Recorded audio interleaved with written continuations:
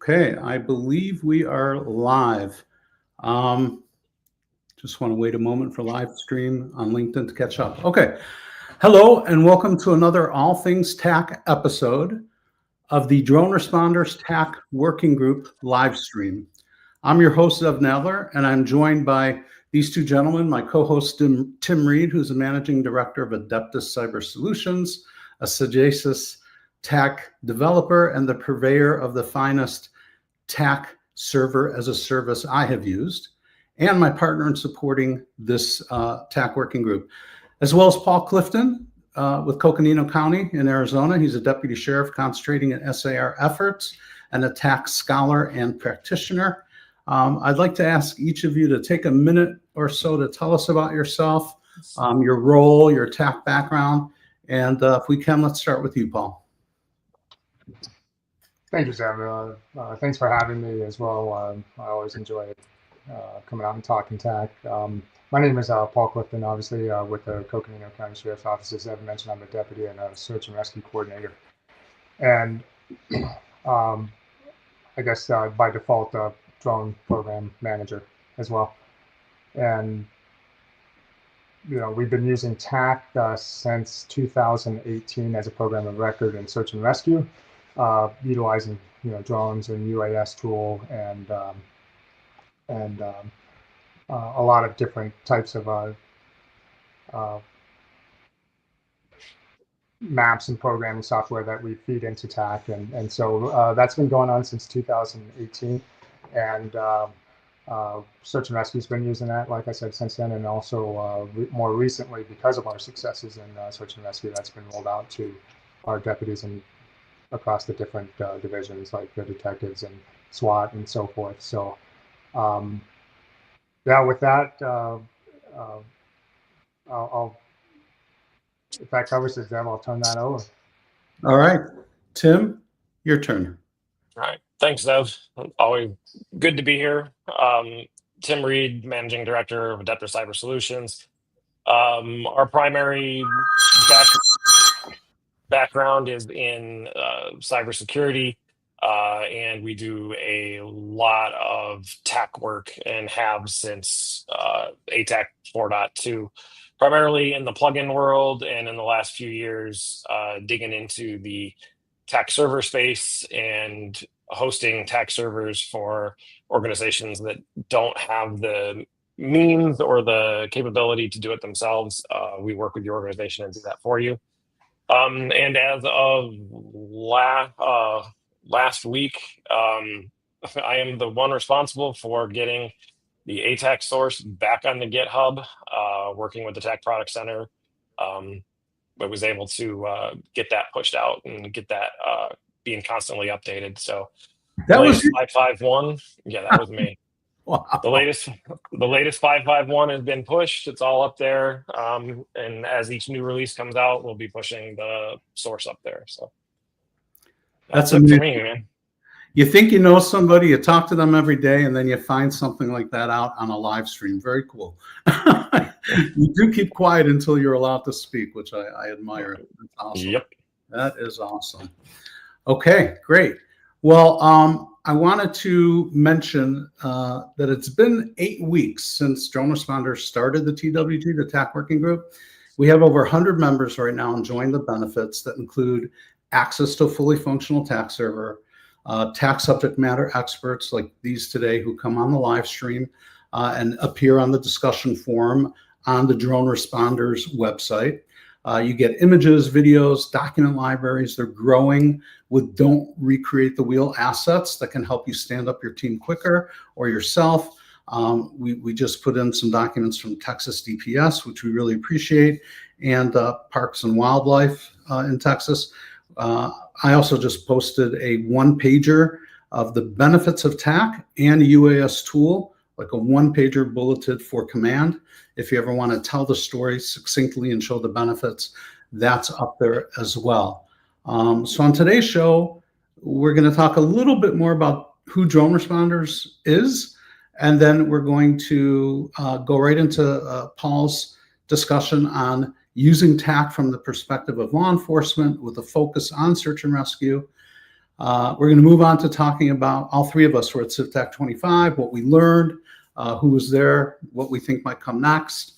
Then we're going to talk about a TAC challenge, which we're going to give you all, which is pretty cool. We're excited to talk about that as well. So I'm going to just ramble for a couple more minutes about who drone responders are or is. I part 107 back in 2016. I was providing physical security teams for a few houses of worship. And while nobody was thinking then about nefarious drones, we were thinking about packages or parcels or, you know, people that shouldn't belong in the area. And that's where we needed an easier CONOP to look for those, to see anything that might be on the roof or in the bushes or whatnot. So that's where my Phantom 3 came in. But I needed more information from folks who have done this before. And there was nothing. I was flying at the edge of my seat. And it wasn't until mid-2019 that I became aware of drone responders, and it literally changed everything for me. Suddenly, I was exposed to tactical and jurisdictional BVLOS, COAs, TTPs, and more. During that time, I developed a relationship with Chief Charles Werner and found him to be exceptionally selfless and always willing to help, which is, you know, the characteristic of our community, the TAC community. Fast forward to earlier this year when the chief recognized the import of TAC and UAS tools in a common operating picture. And he asked me, you know, if we could put together a working group. So I submitted a proposal to generate that as developed by myself and my friend and partner in crime, Tim Reed. Also referred to, by the way, I like saying this, as the Ray Donovan of TAC, because one of his many talents is developing and fixing things that other people have done. And right now we have over 100 members who enjoy the documentation, the lessons, the videos that we talk about, the live streams that keep them in the know. But the best part is it's free. You don't have to do anything but go onto the website and join up. And just to give you one more point about how much juice drone responders has in our world, they were contacted by the White House to put together a meeting for the FIFA events coming up, and literally gave Chief Werner like 2 weeks to do it and then 10 days to do it. Then at the very last day or two, they had to change the venue. But, you know, you had, I don't know, I think it was pretty near to 20 different vendors, maybe 40 counter drone vendors that were there discussing it. And then, you know, people who are on the national security team, they were there as well.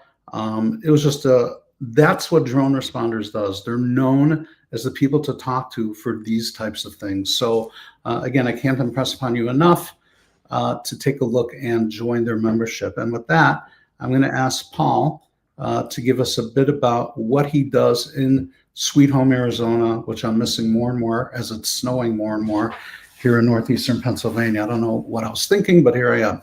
But there you are, Paul. So tell us what you do out there.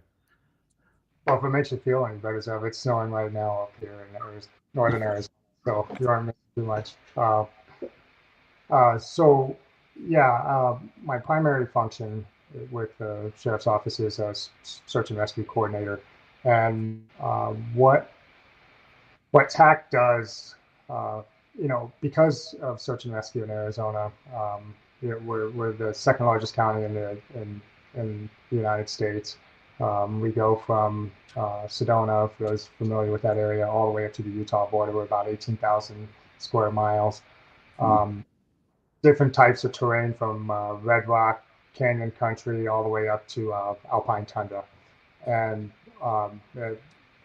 we obviously have the Grand Canyon splitting our county running through there. So it presents a lot of challenges and requires a lot of different disciplines. You never know from one call to another what you're going to need, what types of resources, what types of personnel with what training. You know, for example, a Mountain Rescue Association accredited team. So we have people very experienced and very good at technical rope rescue, both in rock conditions and alpine conditions. And we could be up on the peaks one day and then down at the bottom of the canyon the next day. So that forces us to leverage a lot of different resources, whether it's air assets, drones, manned aviation, folks, different types of tools, for example. A rescue, even though you know where that rescue is and you might be working in a close area, there are still some different terrain challenges, for example, and that's where kind of TAC brings it all together into one operating picture. We can leverage these different types of tools. So when we're dealing with aviation, let's say drones, we're utilizing them in a search. There's all kinds of data that we can get from that, whether we do it in real time, where we will leverage UAS tool for that, or we collect data and then do some sort of post-flight analysis and identify targets, and then we could place those on a map and send them out to people in the field in real time if they're nearby.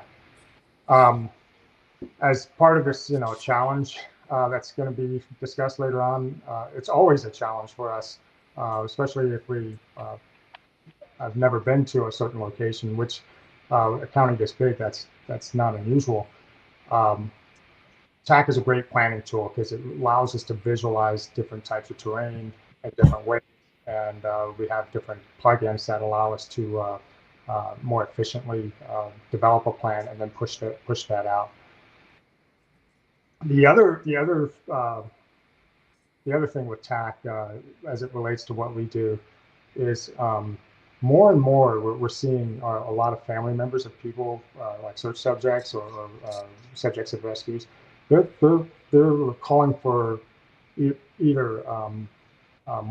We had one earlier this summer that was like, "Hey, any and all drone operators, please come out." And we were working in a tight canyon area. We had manned aviation there. We had our own drone units there.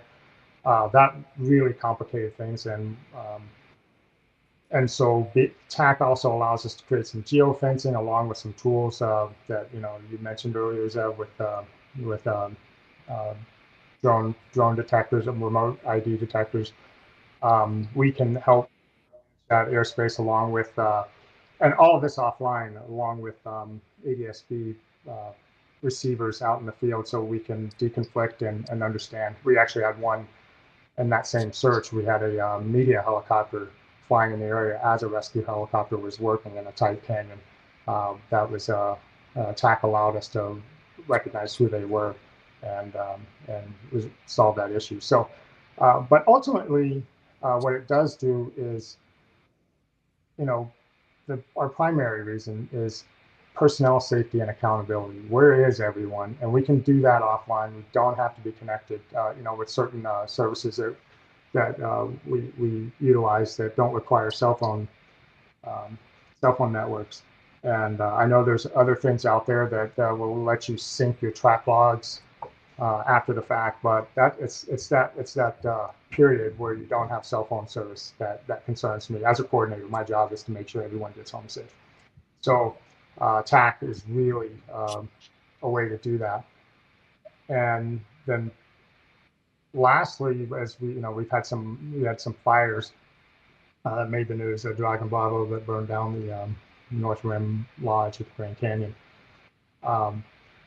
As we responded, our primary terrestrial tower went down we had no radio, and cell phone service was pretty spotty out there.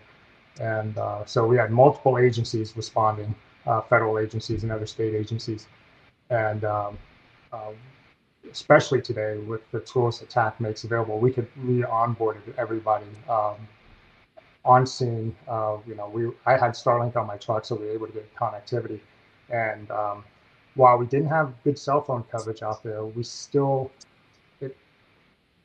there were certain high points where certain law enforcement officers would get up to, and at least we knew that's where they were out there in this big, vast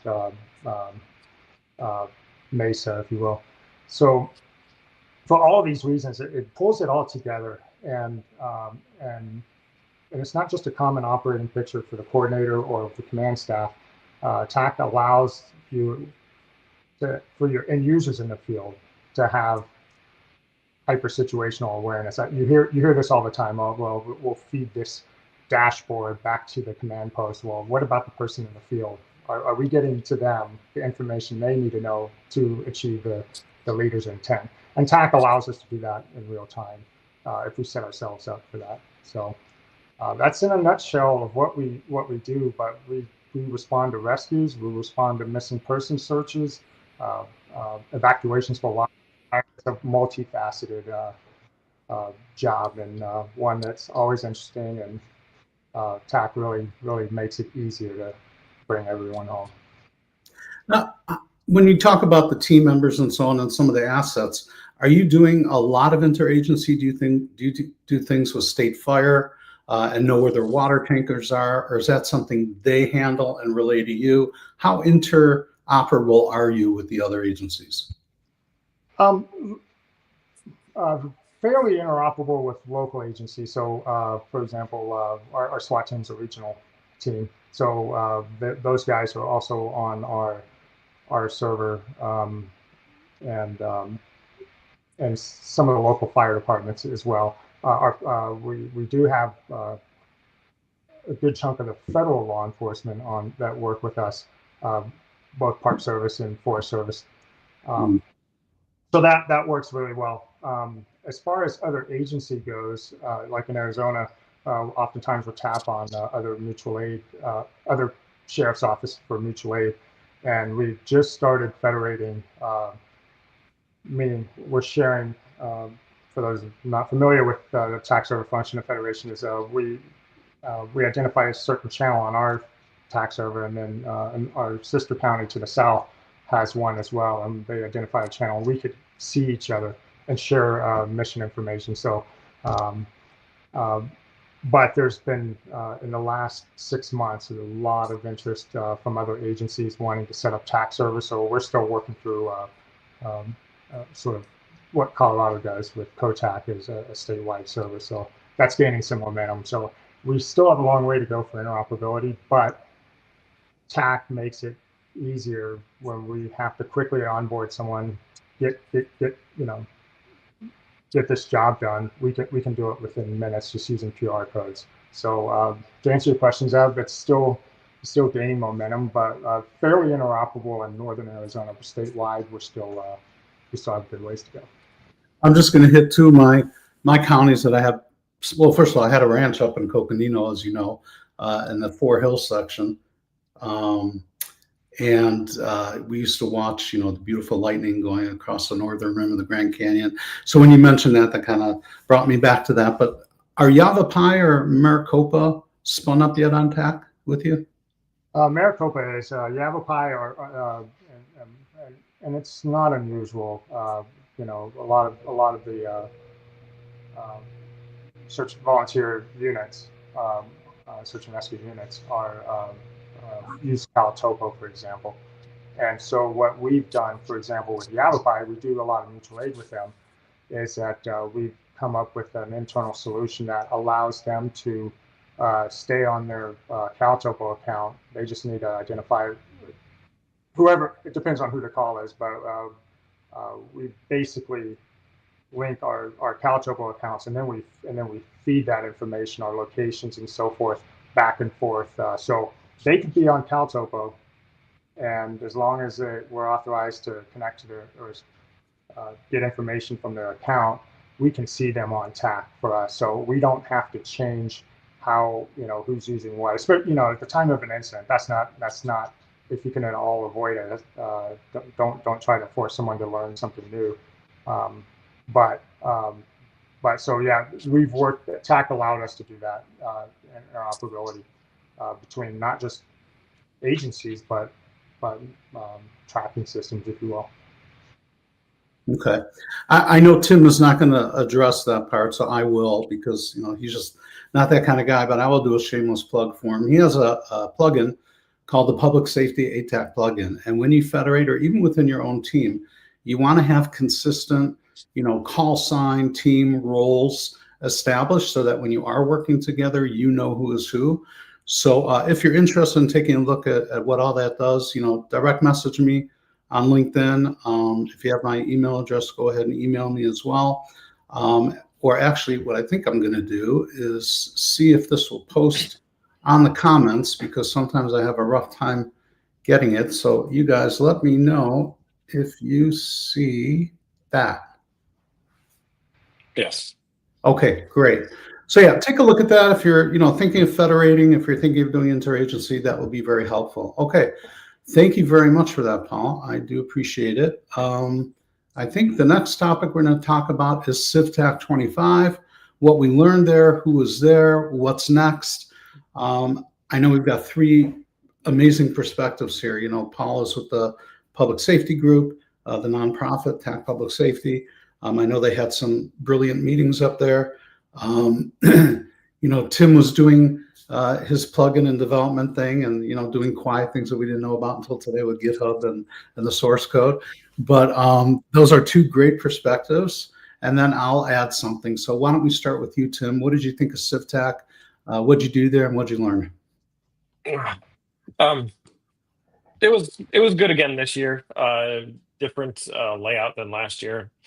And we were there again, showcasing our plugin capabilities, our plugin training capabilities, and also our TAC server as a service capability, and also showing off a way to easily view the logs and or connections from TAC. So if you wanted to see an easier map of like who's connecting, we were showing off what's called an ELK stack, which is a security information and event management system. So we were shipping the TAC logs over to that to be parsed, and that way we could actually see in GeoIP like where people were coming into the server. It's not even just people that were logging in; it was anybody that was like hitting the server. So it's a good way to understand where you're getting attacked from on those ports. But we were showcasing that as well at the table. I didn't get to many presentations this year because I always like to hang out at the table and have lots of conversations.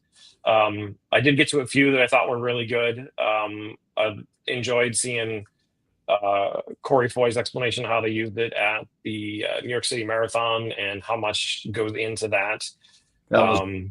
Yeah, and I did enjoy the AWS conversations. I think they were on day 3.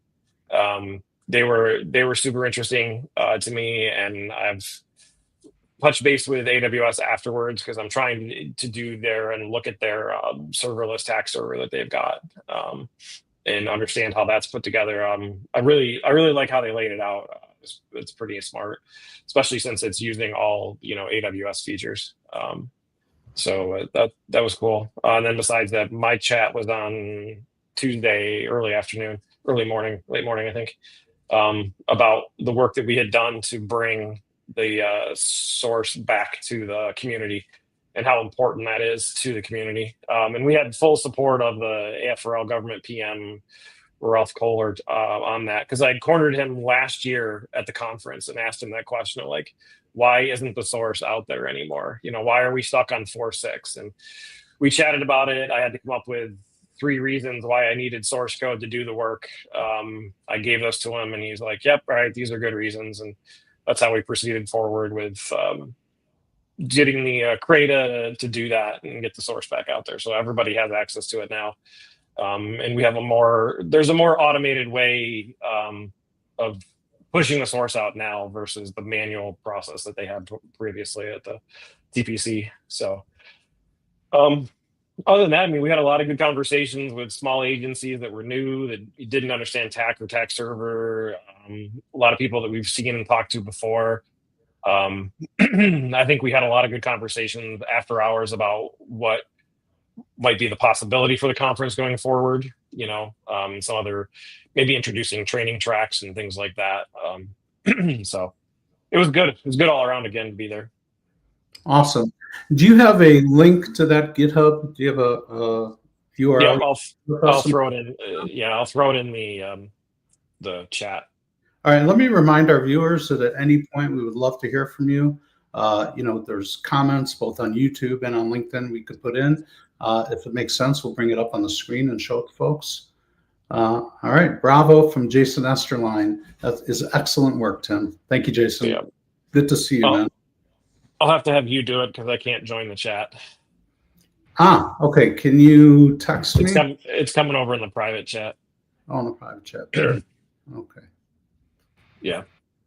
Yeah, the other, so there, I think there are still two repos out there. Obviously, one is active and one is not. The one I just gave you is the active one. Um, GitHub. I don't even know if the other one is still, yes, the other one's still present, but I believe it's marked as archive. So, Okay. All right. I am going to go next and tell you about my experience here, which was really quite brilliant. I'm going to bring up a picture and put that up here.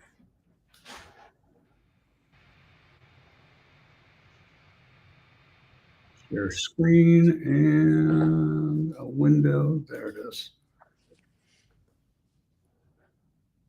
All right, so hopefully you see that picture. That was our table, and that's my daughter behind it, Sivan. She's finishing up her 4th year at Arizona State University Polytech, majoring in drones. And we have kind of an interesting table. So my company's UAS Strategic. We focus on counter drone for the masses, meaning commercial and private folks. And we also help them do that within the confines of the law. It's interesting because I wrote an article back in late 23, about drone wars in a magazine called Recoil. It's a firearms magazine.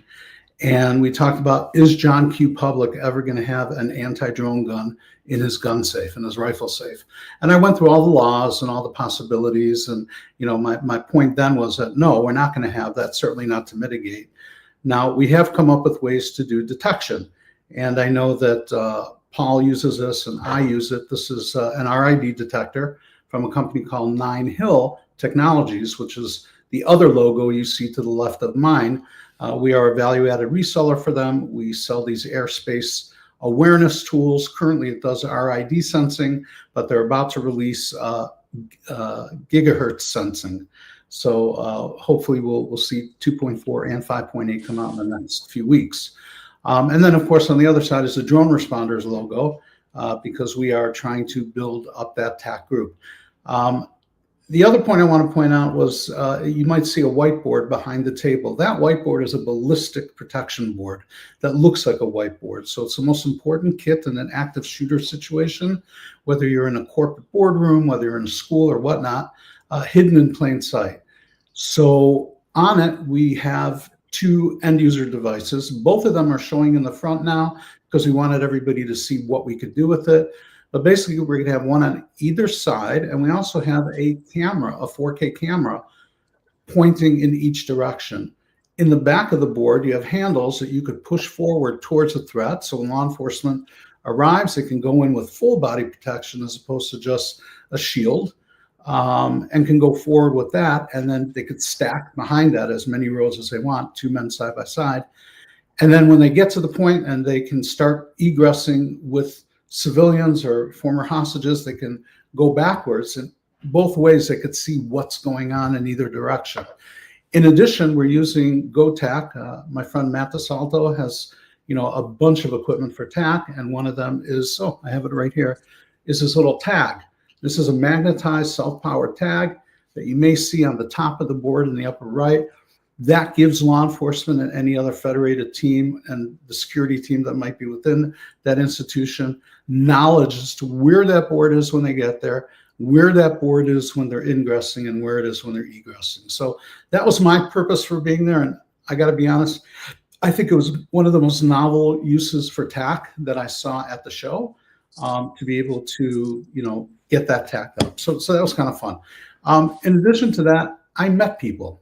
Right? I actually met people that I've been talking to for over a year, that I'd never shaken their hand, and that person-to-person IRL in real life relationship is just great. It's different and it's great. I mean, you could be on Slack, you could be on LinkedIn and whatnot, but when you're there shaking somebody's hand, looking them in the eye and understanding what it is that's important to them, that's like brilliant. I love that.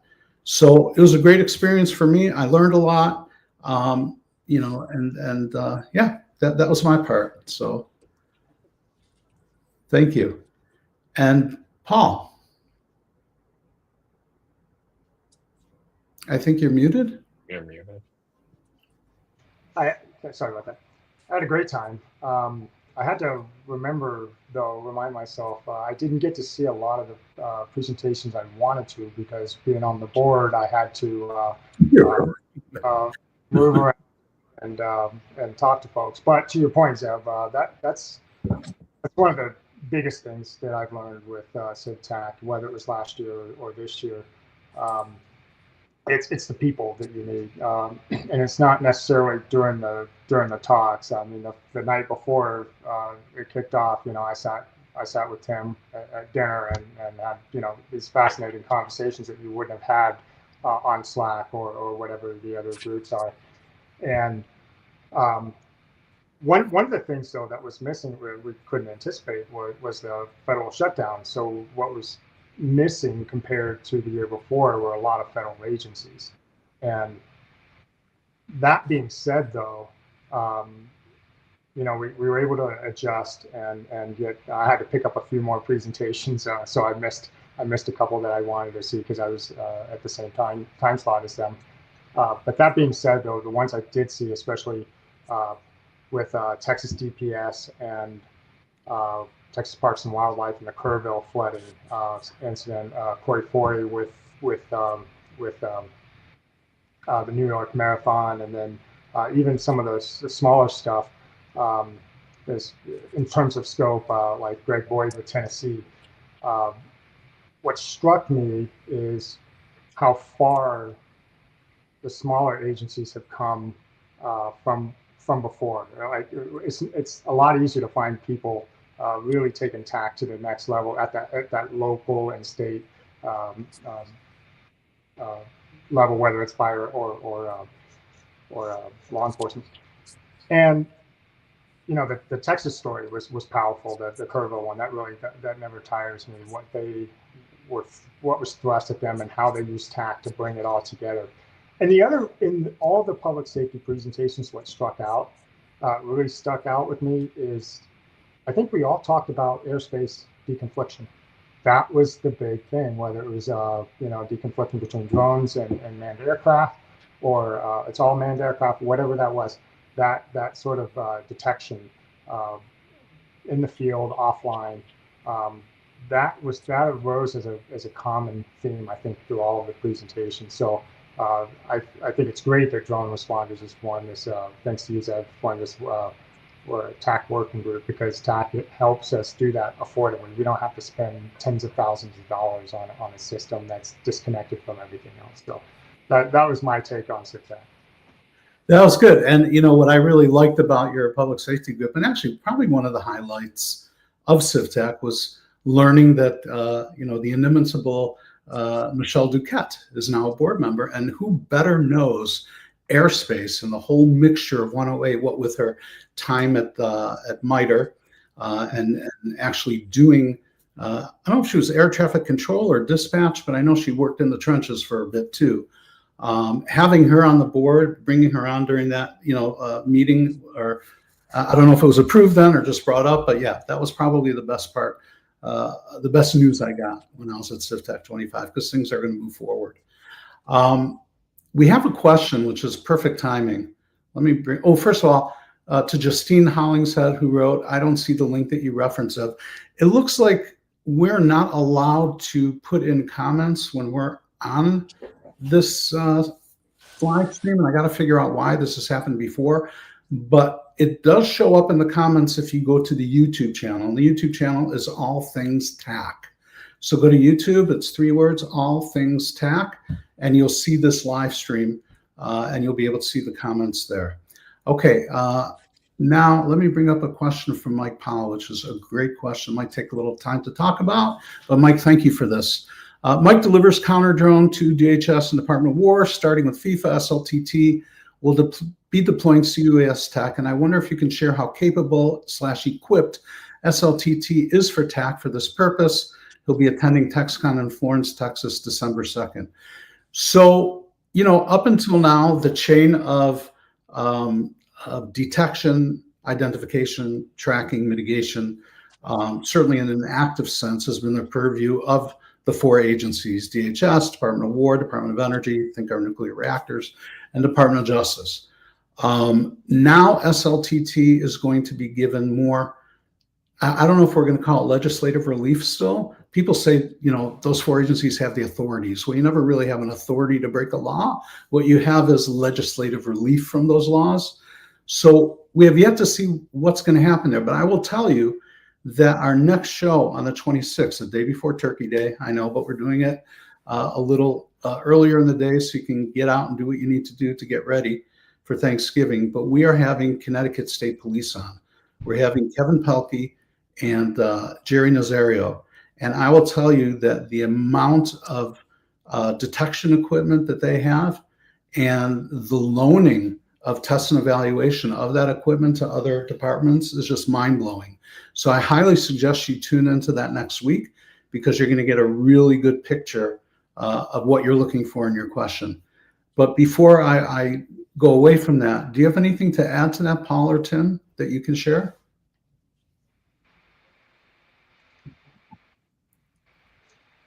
I don't. I think whatever that,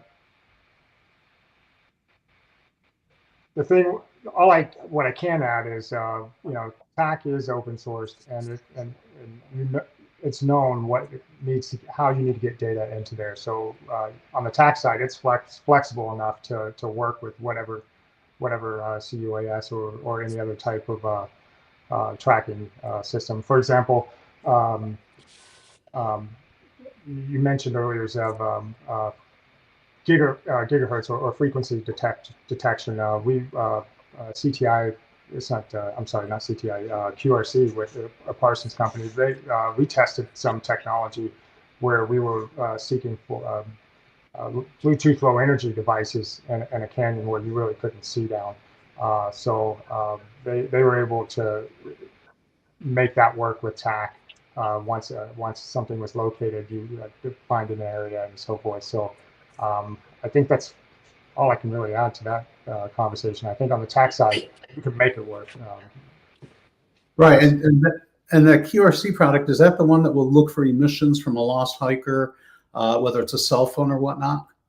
Yeah, it's called Bluefly, and it's a payload that goes on the drone, and it seeks, in particular in this case, Bluetooth low energy, so smartwatches, phones, pacemakers, hearing aids, anything that emits Bluetooth low energy, it'll detect it if it's in range. Great. Okay, so yeah, tune in this week. You're going to get. Oh, sorry, Tim. Did you have something to add? Yeah, if you wanted to throw that comment back up there, yeah. I mean, this is the power of TAC, right? Is you want to bring in a new data feed, say it's a CUAS feed of some sort, you can easily have somebody bring that into the TAC server or TAC environment, and then everybody can see and consume it however they need to, right? And you can bring it in for everybody, but then you have to remember that what you see on the TAC screen is controlled by you, not by somebody else. So I mean, sometimes people get overwhelmed with like, oh, I've got ADSB, I've got traffic cams, I got this and that, the map's all busy. It's like, well, turn off some of that stuff and only display what you need. But yeah, I mean, this is what TAC is for, right? TAC is super flexible in what you can bring into it and convert it. So if you have the feeds for that, then it's you can easily display them or whatever you need to on there. It just depends on what the system's given you.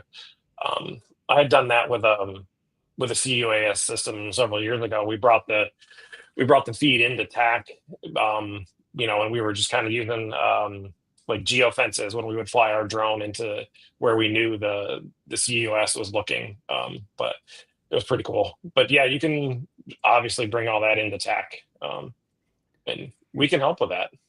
So. Yes, definitely. There was a fellow from Drone Shield at CivTAC, an Australian fellow, and he was able to show us how their Drone Shield RF Patrol feeds into TAC to show you what's going on. So yeah, to Paul's point, TAC serves a great purpose in that no matter what you need to feed in, it's going to be there. So thank you for that question. And Mike Leckleiter put up the URL for us for the GitHub. And Mike, I'm going to ask you, if you don't mind, If you can see the YouTube one that I put up for Adeptus's public safety ATAC plugin, you might see that one too. If you're able to grab that and throw it up, I would appreciate that. Okay. Thank you, Mike. All right. So now the next portion of the show will be about the TAC Challenge. So I want to tell you a little bit about the TAC Challenge and what it's all about. So we want to have 3 levels, kind of like think of a ISPC match or something where you have to go through different, classifications, limited, these guys got red dots, these guys have race guns. We're going to do the same thing here. We're going to have a basic challenge. So basically it's going to be, you have to develop a route from point A to point B, which Paul's going to talk about in a moment. And the first level is going to be, just use the basic tools, use routing, pin drop, whatever you'd like, geofence to show things in the way, markers, grids, whatever you'd like to make the most exquisite or elegant response to that. And I'm using words that are used in counter drone, exquisite perturbations. So to perturb somebody, they actually call challenging a drone a perturbation. But yeah, something exquisite or elegant using whatever you can within the basic tools.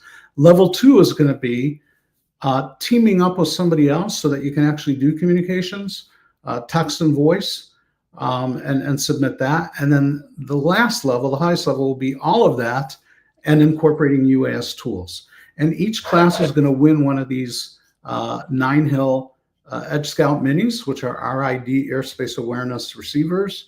It's a great thing for you to get started, to bring into TAC with the plugin called Drone Hone, like to hone it into something. And, it's a great little prize that you can use. It's a serial port that connects to the back of your EUD. It is magnetized, and so all you need is one of these metal plates like I have on here, and it sticks right on there. And then we put an elbow connector in there for the port, and you're good to go. So we're gonna run this challenge, I think, until the next show, and we're gonna ask you to send us data packages. So you're gonna send it to me, and I'll stay up for 18 hours a day to look at each one of your submissions with my fellows here, and we'll figure out who the winners in each one are. If you can at this point, I'm gonna stop sharing mine. Paul, can you bring up that map that you had before, and I'll show it up on the screen? Sure. Thank you, Michael, for putting up the Adeptus Cybersolutions.com public safety ATAC plugin. We'll take a look at that.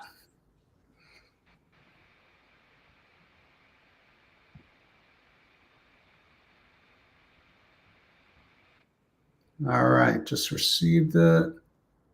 And there it is. All right, folks, pay attention. Here's a challenge. We are going to post it in the Droneresponders TAC working group as an image as well. All right, Paul. So this has been kind of a common one for us this year. As I mentioned, a lot of where TAC can shine and really bring all things together. So the challenge is a scenario where we have a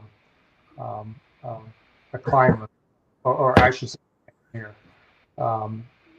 sends an inReach message, right? So we can't really talk to them as they don't have cell phone service, but they're at this this particular location over the edge, and an area called this is a series of canyons in there. I probably shouldn't advertise this and bring more calls for service for us, but this is a common difficult canyoneering area. And Zev, I don't know, do we want to display coordinates in here, or how do we want to get these?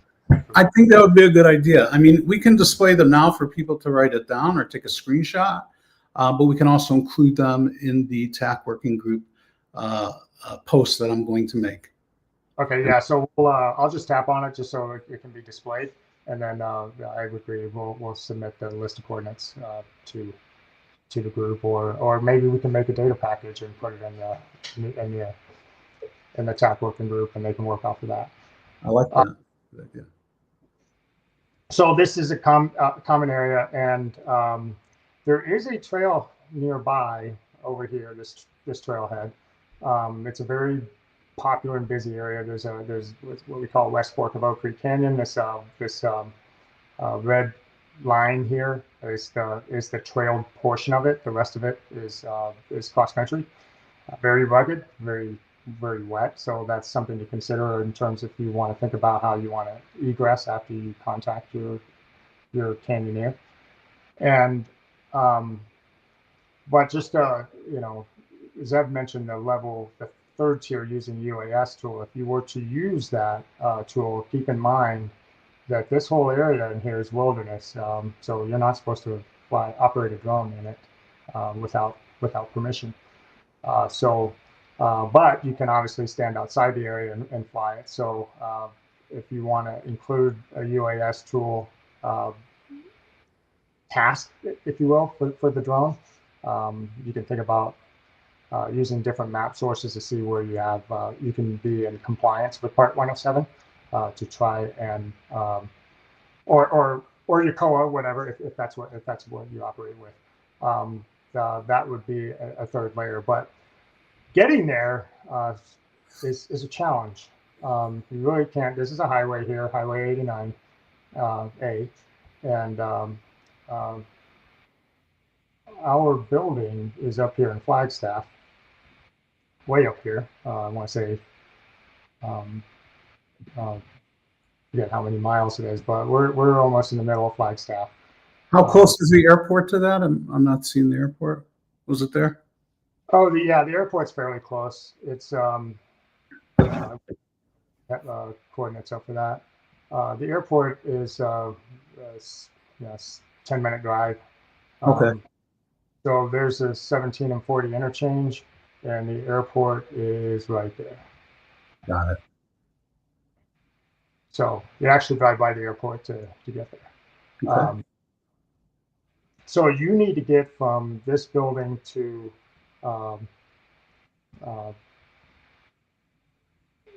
basically where people are known to park their vehicles out here, and this is all dirt road. And we'll see what the challenge is in terms of getting there, how you come up with your routing and so forth.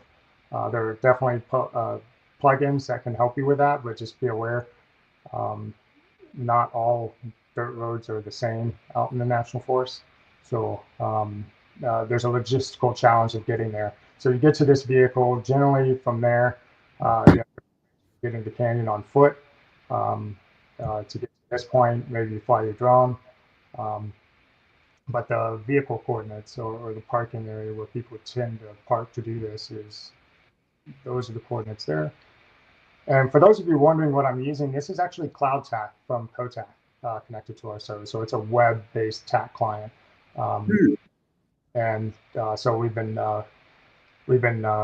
testing this for a little while and working through some things, and it's looking very easy to use. Just that's over the first. Yeah, that's the first time I've seen it.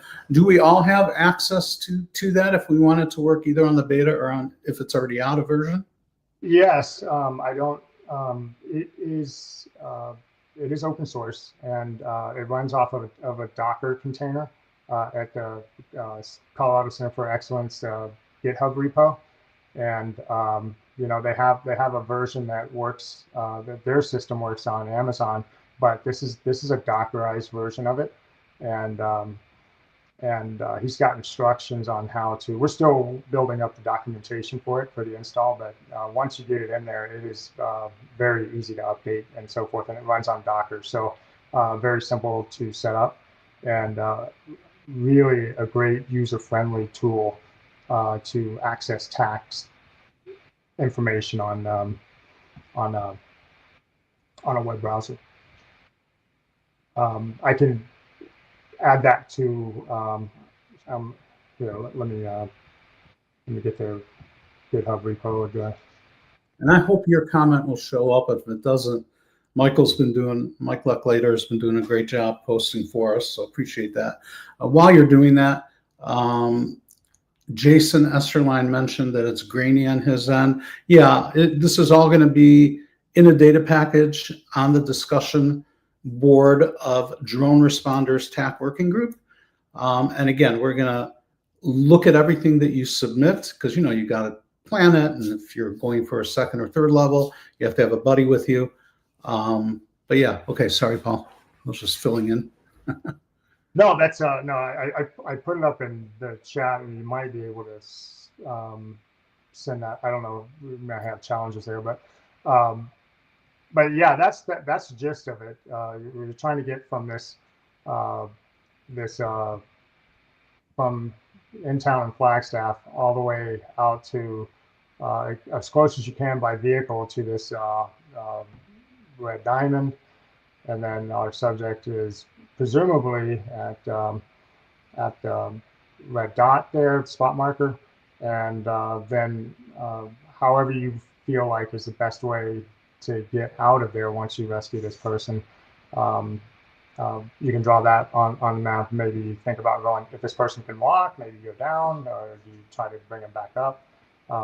And I would also urge you to look at different map sources. They will reveal different bits of information that might help you with your planning. For example, some satellite imagery might give you a little better view of what you're dealing with.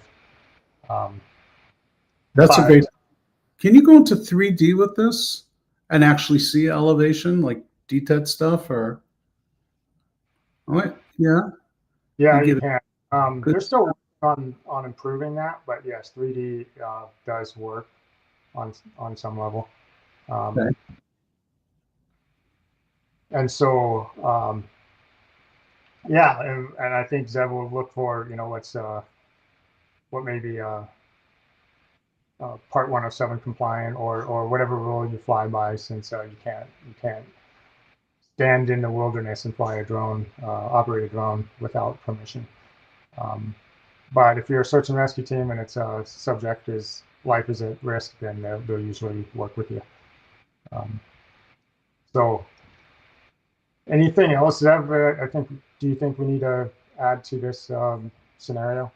No, other than when do you think we could have the data package and the info so I could put it up next day or so? Oh, I'll do it. Yeah, definitely by early afternoon, I'll have this data package done. Once we wrap up, I'll just send it to you. Okay, or you can put it up in the discussion post if you wouldn't mind. Yeah. Yeah.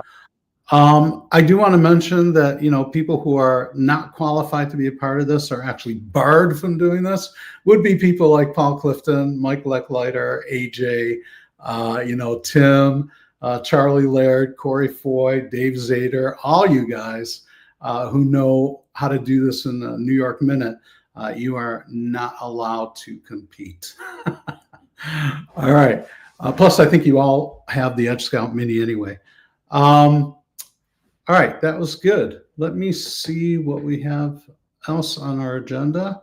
Oh, one of the things that might make this easier is Tim is going to take a look into creating groups or cohorts.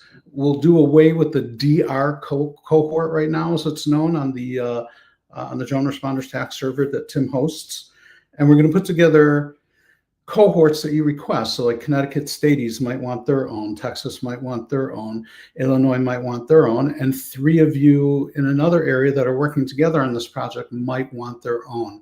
So what would that look like, Tim? They'd make the request, or what would that process look like? Right. We would need to know names or usernames that want to be in a group. And if they want to supply a group name, that's fine. That'd be fine with me. We can easily make the groups that you request. And then we would be pulling you out of the main DR cohort group. Just that way there's no accidental sharing to the wrong group in TAC server. So you would just be pulled out of the one and added to the new one, and you would only end up being able to see whoever is in your group there.